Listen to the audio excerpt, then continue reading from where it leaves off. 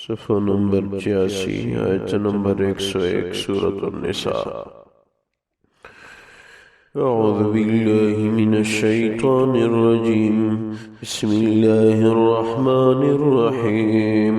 وَإِذَا ضَرَبْتُمْ فِي الْأَرْضِ فَلَيْسَ عَلَيْكُمْ جُنَاحٌ أَن تَقْصُرُوا مِنَ الصَّلَاةِ إِنْ خِفْتُمْ أَن يَفْتِنَكُمُ الَّذِينَ كَفَرُوا إِنَّ الْكَافِرِينَ كَانُوا لَكُمْ عَدُوًّا مُبِينًا۔ اللہ تبارک و تعالی فرماتے ہیں وَإِذَا ضَرَبْتُمْ فِي الْأَرْضِ فَلَيْسَ عَلَيْكُمْ جُنَاحٌ أَن تَقْصُرُوا مِنَ الصَّلَاةِ، جب آپ لوگ زمین میں زیر سفر ہوں تو کوئی گناہ نہیں کہ آپ لوگ نماز میں قصر کریں، یعنی 4 کے بجائے 2 پڑھیں۔ ان خفتم ان یفتنکم الذین کفروا، اگر آپ لوگوں کو کافروں سے فتنے کا خوف ہو، ان الکافرین کانوا لکم عدوا مبینا، واقعی کفار آپ لوگوں کے واضح دشمن ہیں۔ وَإِذَا كُنْتَ فِيهِمْ فَأَقَمْتَ لَهُمُ الصَّلَاةَ، اے نبی صلی اللہ علیہ وسلم جب آپ ان لوگوں کے ساتھ موجود ہوں اور آپ ان کے لیے نماز پڑھائیں، فَلْتَقُمْ طَائِفَةٌ مِّنْهُمْ مَعَكَ وَلْيَأْخُذُوا أَسْلِحَتَهُمْ، پھر آپ کڑی کر دیں ایک جماعت اپنے صحابہ میں سے آپ کے پیچھے، اور یہ ہونا چاہیے کہ ان کے پاس اسلحہ بھی ہو۔ فَإِذَا سَجَدُوا فَلْيَكُونُوا مِنْ وَرَائِكُمْ، جب وہ ایک رکعت پڑھ لیتی ہے تو اس جماعت کو چاہیے کہ آپ کے پیچھے دشمن کی طرف چلی جائے۔ وَلْتَأْتِ طَائِفَةٌ أُخْرَى لَمْ يُصَلُّوا، اور آ جائے وہی جماعت جو دوسری ہے انہوں نے ابھی تک نماز نہیں پڑھی، فَلْيُصَلُّوا مَعَكَ، وہ آپ کے ساتھ نماز پڑھیں، وَلْيَأْخُذُوا حِذْرَهُمْ وَأَسْلِحَتَهُمْ، اپنے ساتھ بچاؤ کا سامان اور اسلحہ پاس رکھے۔ وَدَّ الَّذِينَ كَفَرُوا، کفار یہ خواہش کرتے ہیں، لَوْ تَغْفُلُونَ عَنْ أَسْلِحَتِكُمْ وَأَمْتِعَتِكُمْ، کہ جب آپ لوگ اپنے اسلحہ اور بچاؤ کے سامان سے غفلت میں ہوں، فَيَمِيلُونَ عَلَيْكُمْ مَيْلَةً وَاحِدَةً، تو وہ آنن فانن آپ لوگوں پہ ٹوٹ پڑیں۔ وَلَا جُنَاحَ عَلَيْكُمْ إِن كَانَ بِكُمْ أَذًى مِّن مَطَرٍ، اور اس میں کوئی گناہ نہیں کہ اگر آپ لوگوں کو بارش ہوتے ہوئے تکلیف ہو رہی ہے، او کنتم مرضى، یا آپ لوگ بیمار ہو، ان تضعوا اسلحتکم، تو پھر اسلحہ اتار کے رکھیں، وخذوا حذرکم، اپنا دفاعی انداز مستحکم رکھنا، ان اللہ اعد للکافرین عذابا مہینا، واقعی اللہ نے کافروں کے لیے آخرت میں اہانت امیز عذاب رکھا ہے۔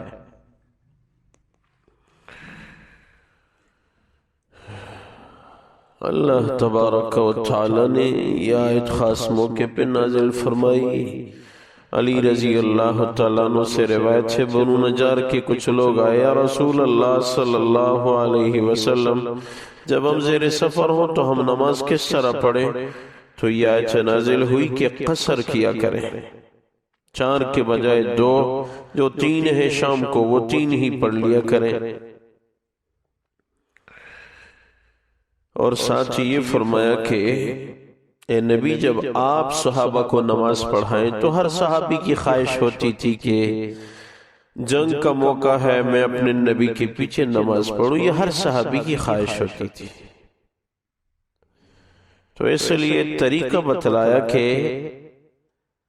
آپ پھر اس طرح کریں کہ 2 جماعتوں میں اپنے صحابہ کو تقسیم کیا کر، ایک جماعت آپ کے پیچھے کھڑی ہو جائے گی، جیسے آپ فرض کیا صبح کی نماز پڑھا رہے ہیں تو 1 رکعت پہلی جماعت پڑھ لے گی، اسلحہ ساتھ ہو،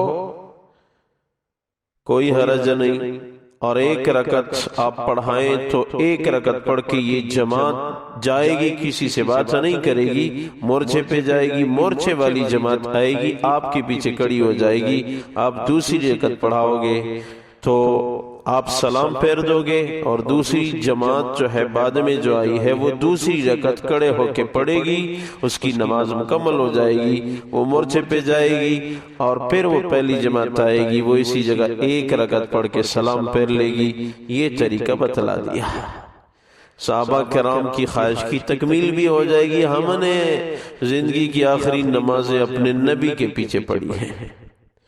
اور وہ دشمن سے حفاظت کا سلسلہ بھی برقرار رہے گا۔ اور ساتھ یہ بھی فرمایا کہ اسلحہ سمیت مجاہد کو نماز پڑھنا چاہیے، بندوق کندھے میں ہو نماز پڑھتا رہے، یہ بالکل درست ہے، بلکہ مجاہد کے لیے اس نماز کا ثواب بغیر اسلحہ والی نماز سے بڑھ کر ہے۔ اور قرآن بار بار تاکید کرتا ہے کہ خذو حذرکم، اپنا دفاعی انداز مسلمانوں مضبوط رکھو، مسلمانوں کو اپنا دفاعی انداز مضبوط رکھنا چاہیے کفر کے خلاف۔ ہر اسلامی ملک کو چاہیے اپنا دفاعی انداز مضبوط کر دے، یہ قرآن کی پالیسی ہے، یہ اللہ کا بیان کردہ حکم ہے۔ ہاں اعمال تقوی وہ بھی اپنی جگہ ہے، یہ نہیں کہ اعمال نہ ہو۔ بدر میں حضور اقدس صلی اللہ علیہ وسلم کتنے روئے؟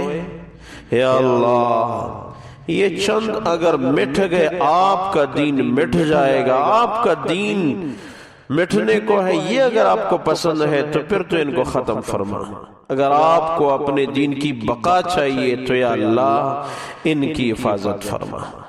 رو رو کے دعائیں مانگ رہے تھے۔ اسلحہ جتنا ہو سکتا تھا انداز مضبوط کیا، جتنا ہو سکتا تھا حتی الوسع، اور پھر عبادات میں بھی دعاؤں میں رونا دھونا۔ اسی طرح ہر جنگ میں ڈیفنس اپنی جگہ اور عبادت اپنی جگہ، دونوں لازم و ملزوم ہیں۔ کیا ہمارے نبی کی نماز میں اتنی قوت نہیں تھی کہ وہ بدر میں 2 رکعت نماز پڑھ لیتے تو 1000 کافر سارے آنن فانن خود بخود مر جاتے؟ ہماری نبی کی نماز میں اتنی قوت نہیں تھی، لیکن یہ دنیا ہے، یہ دار الاسباب ہے، اس میں اعمال بھی اسباب بھی۔ اسباب کو چھوڑنا یہ بھی اسلام نہیں ہے، اسباب پہ 100% یقین رکھنا یہ بھی اسلام نہیں ہے۔ دونوں انداز کو مضبوط رکھا جائے۔ اور ساتھ سفر کی نماز کا فرما رہے ہیں کہ سفر میں آپ قصر کیا کریں، 4 کے بجائے 2 پڑھیں۔ ہاں وتر ضروری ہے، وہ 3 ہے تو 3 ہی پڑھنی پڑے گی، شام کی 3 ہے تو 3 ہی ہے۔ سنتے جو ہے وہ سفر میں نفل میں تبدیل ہو جاتی ہے۔ آپ کی مرضی پڑھو گے ثواب ملے گا، نہیں پڑھو گے تو کوئی گناہ نہیں۔ لیکن سفر کس کو کہتے ہیں؟ جب آپ نے کم سے کم 78 کلومیٹر کے فاصلے پہ جانا ہو۔ 78 سے کم یہ سفر نہیں ہے، پوری نماز پڑھو گے۔ 78 سے زائد اب یہ سفر ہے، چاہے آگے جتنا بھی فاصلہ ہو۔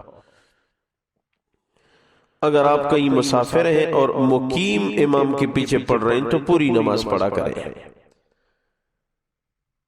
اور اگر کہیں امام مسافر ہے اور مقتدی جو ہے وہ مقیم ہے تو ان کو چاہیے کہ امام سلام پھیرے تو یہ کھڑے ہو جائیں اور اپنی باقی 2 رکعتیں مکمل کر لیں۔ واضح رہے کہ ان 2 رکعتوں میں مقتدی قرات نہیں کرے گا، خفیہ کھڑا رہے گا اتنی دیر جتنی دیر امام کے کھڑے ہونے کی پیشن گوئی ہے۔ قرات کی ضرورت نہیں ہے کیونکہ یہ امام کے ساتھ پہنچا ہوا ہے، تکبیر اولیٰ میں شریک ہے۔ اور احناف کا مسلک تو یہ ہے کہ اگر کوئی تھا مسافر اور اس نے پوری نماز پڑھی گناہگار ہے۔ امام شافعی رحمہ اللہ کہتے ہیں کہ ثواب کم ہو گیا، گناہگار نہیں ہے۔ امام صاحب فرماتے ہیں کہ نہیں، گناہگار ہے، اور اگر درمیانی قاعدہ نہیں کیا تو احناف کے ہاں اس کی نماز ہی نہیں ہوتی۔ یہ بھی کبھی انسان کو ضرورت پڑ جاتی ہے، اگر کسی کی نماز سفر میں قضا ہو گئی تو اب سفر میں لوٹانی ہے یا حضر میں لوٹانی ہے؟ اتنی رکعتیں لوٹائے گا جتنی رکعتیں قضا ہو گئی تھی۔ مسافر تھا، عشاء کی نماز قضا ہو گئی تو اب 2 فرائض اور 3 وتر لوٹائے۔ اور اگر کہیں مقیم تھا، نماز قضا ہو گئی تھی، سفر میں وقت ملا لوٹا رہا ہے تو پوری لوٹائے گا۔ یعنی جس حالت میں نماز قضا ہوئی ہے اتنی رکعتیں لوٹانی پڑیں گی۔ امام شافعی رحمہ اللہ تعالی علیہ اور امام مالک رحمہ اللہ یہ دونوں فرماتے ہیں جس کسی کو کسی شہر میں کسی جگہ میں 78 کلومیٹر کے فاصلے پہ جا کے 4 دن قیام کی نیت ہو تو وہ اب پوری نماز پڑھے گا۔ 4 دن سے کم سفر، 4 دن مکمل ہے تو اب پوری نماز پڑھے گا۔ امام مالک رحمہ اللہ تعالی علیہ اور امام شافعی رحمہ اللہ کا یہی قول ہے۔ امام احمد بن حنبل رحمہ اللہ تعالی علیہ فرماتے ہیں کہ 20 نمازوں کی تعداد ہے، اگرچہ وہی وہ 4 دن بنتے ہیں لیکن انہیں نمازوں کا قول کیا ہے۔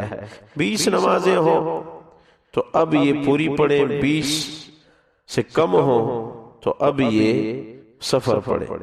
اور امام صاحب رحمہ اللہ تعالی علیہ ہمارا مسلک یہ ہے جب تک 15 دن کے قیام کی نیت نہیں ہے تو تب تک یہ مسافر ہے اور یہ قصر کی نماز پڑھتا رہے۔ وہ ایک ساتھی نے ایک دن کال کی اور کہنے لگا کہ میں تو پنڈی جا رہا تھا تو ابھی کوارٹ سے نکلا تھا، راستے میں تھا کہ کال آئی کہ بس وہ کام ہو گیا، آپ واپس آ جائیں۔ تو میں نے راستے میں ایک نماز قصر کی پڑھی بھی تھی اور میں 78 کلومیٹر سے کم فاصلے سے واپس لوٹنے لگا، تو مجھے کیا کرنا چاہیے؟ تو اس وقت تو نیت 78 کلومیٹر سے زائد کی تھی، جیسی شہر کی متصل آبادی سے نکلے گا تو بس آگے وہ سفر کی نماز پڑھے گا، چاہے 78 کلومیٹر فاصلہ پورا نہ بھی ہو لیکن شہر کی آبادی کی جدائی آ گئی، شہر سے نکل گیا تو اب یہ سفر کی نماز پڑھے گا۔ نیت پہ انحصار ہے، آگے 78 کلومیٹر پہ نہیں پہنچا، واپس لوٹا، جیسی نیت بدل گئی تو حکم بدل گیا، اب ادھر ہی دوسری نماز پڑھ رہا ہے، واپسی پہ پڑھ رہا ہے تو پوری پڑھے، کیونکہ 78 کلومیٹر سے کم سے ان کو لوٹنا پڑا۔ تو نماز کا خصوصاً خیال رکھا جائے، چاہے سفر میں ہو، حضر میں ہو، اس کی بڑی برکتیں ہوتی۔ یہ اسفار صحابہ کرام اس زمانے میں نماز کا کتنا خیال رکھتے تھے، دور دراز کے اسفار۔ عبداللہ بن عمر رضی اللہ تعالیٰ عنہ فرماتے ہیں کہ آذربائیجان شہر میں ہم 6 مہینے رہے لیکن ہم مسلسل سفر پڑتے رہے، کیونکہ ہماری نیت تھی کہ کل نکلیں گے، پرسوں نکلیں گے، برف نے ہمارا راستہ بند کر دیا تھا۔ تو 6 مہینے ہم رہے لیکن ہم نے مسلسل سفر کی نماز پڑھی، کیونکہ نیت 15 دن کے قیام کی نہیں تھی۔ عبد الرحمن بن سمرہ رضی اللہ تعالیٰ عنہ نے ایک دفعہ ایک سفر میں سال گزارا لیکن ارادہ نہیں تھا قیام کا، کسی عذر کی بنیاد پہ کل جاؤں گا، پرسوں جاؤں گا، تو سفر کی نماز پڑھتے رہے۔ عبد الرحمن بن سمرہ رضی اللہ تعالیٰ عنہ یہ بہت لمبے اسفار کیا کرتے تھے۔ کابل شہر انہوں نے فتح کیا، افغانستان کا شہر کابل۔ ابو داؤد شریف کے متن میں یہ حدیث لکھی ہوئی ہے کہ جب کابل شہر فتح ہوا تو لوگوں نے مال غنیمت کو اٹھا لیا اور مختلف قسم کے پھل وغیرہ صحابہ کھانے لگے، تو عبد الرحمن بن سمرہ رضی اللہ تعالیٰ عنہ نے اعلان فرمایا، صحابہ حضور جب ہمارے ساتھ ہوا کرتے تھے تو اس کا اعلان یہ ہوتا تھا کہ جب تک تقسیم نہ ہوئی ہو کوئی بھی مال غنیمت میں سے کوئی چیز استعمال نہیں کر سکتا۔ تو تمام صحابہ کرام نے تمام چیزیں واپس جمع کر دی، اور منقول ہے کہ اسی جماعت کے صحابہ پھر خیبر کے راستے سے ہوتے ہوئے پشاور شہر میں آئے۔ اس زمانے میں یہاں بدھ مت کے مذہب کے لوگ تھے، ان سے جہاد کیا۔ ابھی بھی پشاور شہر کے شمال میں چغر مٹھی ایک بستی ہے جو پشاور شہر سے تقریباً کوئی 25 کلومیٹر کے فاصلے پہ واقع ہے۔ سنان بن سلمہ رضی اللہ تعالیٰ عنہ کی قبر ادھر موجود ہے۔ دین کے لیے صحابہ کرام نے بڑی قربانیاں دی ہیں، اب اس پہ عمل کرنے کی ضرورت ہے۔ اللہ تبارک و تعالی فرماتے ہیں وَإِذَا ضَرَبْتُمْ فِي الْأَرْضِ فَلَيْسَ عَلَيْكُمْ جُنَاحٌ أَن تَقْصُرُوا مِنَ الصَّلَاةِ، جب آپ لوگ زمین میں سفر کرتے ہیں تو کوئی گناہ نہیں آپ لوگوں کے اوپر کہ آپ لوگ نماز میں قصر کریں. ان خفتم ان یفتنکم الذین کفروا، اگر آپ لوگوں کو کافروں سے خوف ہو. ان الکافرین کانوا لکم عدوا مبینا، واقعی کافر لوگ جو ہیں تمہارے لیے واضح دشمن ہیں.